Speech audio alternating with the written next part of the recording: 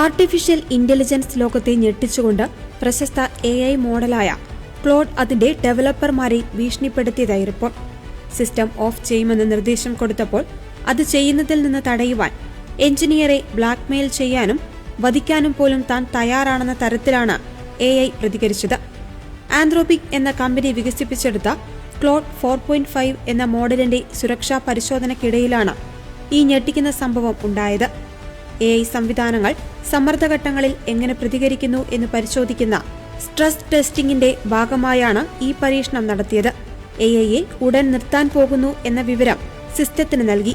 താൻ പ്രവർത്തനരഹിതമാകുന്നത് തടയുവാൻ എഞ്ചിനീയറുടെ വ്യക്തിപരമായ രഹസ്യങ്ങൾ പുറത്തുവിടുമെന്ന് AI ഭീഷണിപ്പെടുത്തി.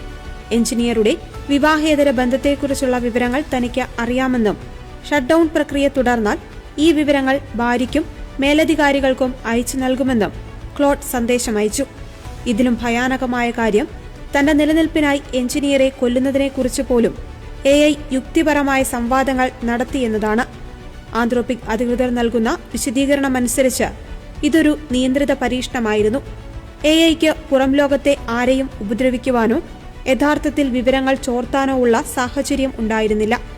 എന്നാൽ ഭാവിയിൽ കൂടുതൽ കരുത്താർജിച്ച AI മോഡലുകൾ സ്വയം നിലനിൽപ്പിനായി ഇത്തരം ക്രൂരമായ വഴികൾ സ്വീകരിക്കുവാൻ സാധ്യതയുണ്ടെന്നതിന്റെ മുന്നറിയിപ്പായാണ് വിദഗ്ധർ ഇതിനെ കാണുന്നത്. AI സാങ്കേതികവിദ്യ വികസിക്കുന്നതിനോടൊപ്പം അവയുടെ സുരക്ഷാ മാനദണ്ഡങ്ങൾ കൂടുതൽ കർശനമാക്കേണ്ടതിന്റെ ആവശ്യകതയിലേക്കാണ് ഈ സംഭവം വിരൽ ചൂണ്ടുന്നത്.